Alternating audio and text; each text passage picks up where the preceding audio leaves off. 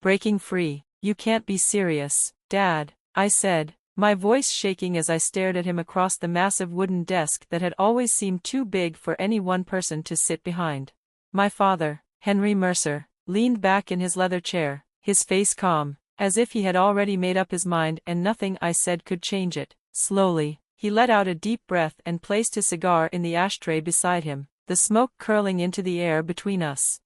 This is not up for discussion, Catherine, he said firmly, as if the conversation was already over.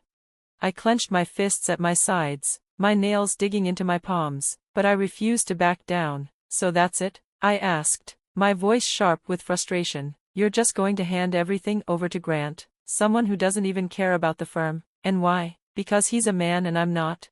My father didn't even blink, his expression remained unchanged, like stone. This firm is for your brother to manage, he said, his voice steady, like this was simply the way things had to be. You've done well in your education, Catherine, you're intelligent, hardworking, but this, he gestured to the walls lined with law books, to the family name engraved on the plaque behind him, this is not your place. His words stung more than I expected. I had spent my entire life proving that I was worthy of this place. I was Catherine Mercer, 26 years old, a Harvard-educated lawyer, and the daughter of one of the most powerful men in Dallas. I had worked harder than anyone, studied late into the nights, debated my way to the top, and graduated with honors, all so I could follow in my father's footsteps. But now, standing in his office, surrounded by the scent of leather and cigars, I felt my world shift. None of it mattered. No amount of hard work, talent, or dedication would be enough, because in his eyes, I was just his daughter, someone who was expected to marry well and stay out of the way.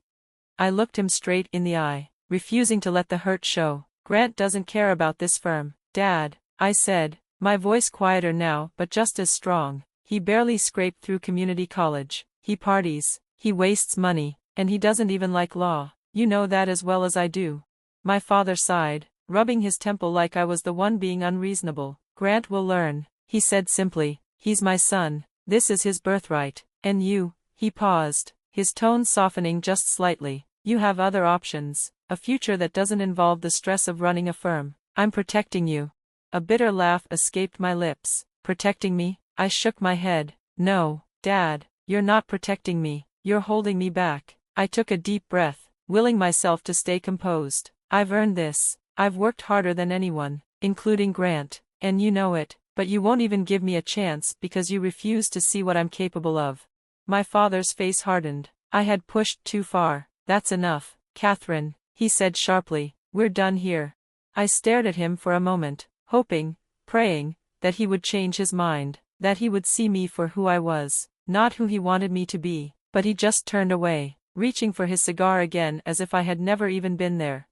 I stormed out of his office, my heels clicking against the cold marble floors of our family's estate. My chest was tight, my hands shaking with frustration. As I walked past the parlor, I saw my mother standing by the window, arranging a bouquet of roses in a crystal vase. She looked up as I passed, her expression soft but tired. Catherine, she said gently, setting the flowers down. What happened? I stopped, turning to her with a mixture of anger and heartbreak. He won't let me work at the firm, I said, my voice breaking despite my efforts to stay strong. He's handing everything over to Grant and expects me to just accept it.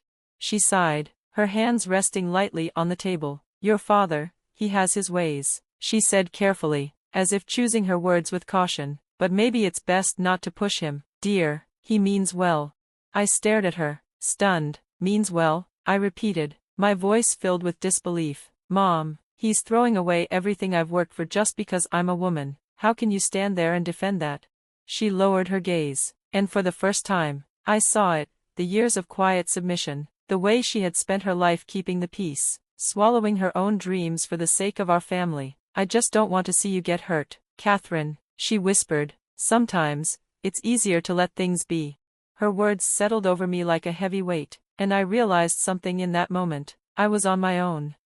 That night, I lay in bed staring at the ceiling, my father's words playing over and over in my mind. I thought about everything I had done to get here, all the nights spent studying, the sacrifices I had made to prove I was worthy of carrying the Mercer name. And for what? To be told I didn't belong? That my only purpose was to marry well and fade into the background? No. I refused to accept that. The next morning, I was halfway through packing my suitcase when my bedroom door creaked open. My mother stood there, her face pale with worry. "Catherine, what are you doing?" she asked softly. Before I could answer, my father appeared behind her, his brows furrowed in irritation. "What's all this?" he demanded. "Where do you think you're going?" Grant strolled in last, still in his robe, leaning lazily against the doorframe. "Packing for a vacation, sis?" he asked with a smirk. I snapped the suitcase shut and turned to face them. "I'm leaving," I said simply. "Since I'm not welcome at the firm, I'm going to find a place where I am." My father's face darkened, and my mother clutched her pearls, looking as if she might cry. "Catherine, please don't do this," she whispered. But I stood firm. "There's nothing left to talk about. You've all made your priorities clear." My father stepped forward, his expression cold. "You belong here, with your family." I shook my head, gripping the handle of my suitcase. "No, Dad, I belong somewhere I'm valued, and clearly, that's not here." Grant let out a laugh. "You're being dramatic," he said. "This is a tantrum, not a statement." I met his gaze without flinching. "This isn't a tantrum, Grant. This is me taking control of my life, something you've never had to do because everything's been handed to you." My father raised a hand to silence us. "Enough," he said. "You're not leaving." I lifted my chin. "Watch me." I walked past them, dragging my suitcase down the grand staircase. My mother followed, her voice trembling. "Catherine, please." I stopped at the bottom of the stairs, turning to her one last time. "I love you, Mom, but I can't stay here and pretend things will change. They won't." I glanced up at my father, who stood at the top of the stairs, his expression unreadable. "When you're ready to treat me as more than just a daughter meant to be married off, you know where to find me," I said. Then I walked out the front door. The morning air was crisp against my skin, but for the first time in my life, I felt free. I couldn't speak. My heart pounded in my chest as I stared at Richard, trying to process what he had just said. The weight of his words settled over me like a heavy blanket, suffocating and impossible to ignore. "You want me to represent someone suing my father's firm?" I finally managed, my voice steadier than I felt inside. Richard nodded, his expression calm but serious. "I know it's personal, Catherine, but that's exactly why I want you on this. You know how Mercer and Associates operates, and you're one of the sharpest lawyers we have. If anyone can win this case, it's you." I took a deep breath, trying to steady the storm inside me. "Richard," I said slowly, "you realize what this could mean for me, both personally and professionally. This isn't just another case. This is my family." Richard leaned forward, resting his elbows on his desk. "I understand that," he said firmly. "But this is your chance to show what you're capable of, to take on the people who underestimated you and prove them wrong. Think about it, Catherine. This could be the defining case of your career." I leaned back in my chair, my hands gripping the armrests as I let his words sink in. The weight of this decision was unlike anything I had faced before. Taking the case meant going up against my father, the man who had dismissed me, who had handed everything to my brother Grant without a second thought. It meant facing my family in a courtroom, standing on the opposite side of everything I had once hoped to be a part of. But it also meant something else. It meant proving that I could stand on my own. That I was more than just Henry Mercer's daughter. I exhaled slowly, my mind racing. "This is a lot to take in," I admitted, my voice quieter now. Richard nodded, his expression understanding. "I don't expect you to decide right here and now. It's a big ask, Catherine, and I know how personal this is for you." I met his gaze, grateful for his patience. "Would it be all right if I sleep on it?" I asked carefully. "I need to think about how this could affect everything, not just my career, but—" I stopped, unsure how to finish the sentence. Richard didn't push me. "Take all the time you need," he said. "But don't take too long. We need to move fast on this, and I want you on the team. Let me know by the end of the day tomorrow." That night, I lay in bed staring at the ceiling, my mind refusing to rest. I thought about my father's cold dismissal, about my mother's quiet resignation, about Grant's smug entitlement. I thought about the Mercer name, the legacy that had given me opportunities, but had also been a cage, restricting what I could become. For 2 days, I wrestled with the decision, weighing the risks and rewards. The thought of standing in a courtroom, facing my father and brother as an opponent, sent a shiver down my spine. But so did the idea of walking away from the chance to finally prove myself. By the end of the second day, I had made up my mind. The next morning, I walked into Richard's office with my shoulders squared and my voice steady. "I'll take the case." A slow smile spread across Richard's face. "I knew you would." He extended his hand. "Now, let's get to work." The courtroom. The day of the first litigation proceeding arrived, and the tension in the air was thick.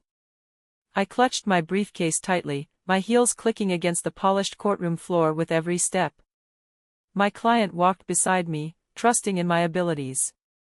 But all I could think about was the moment I had been bracing for, the moment when I would face my father and Grant across the courtroom. As I approached the front, I saw them. My father and Grant sat at the opposing table, their eyes turning toward me.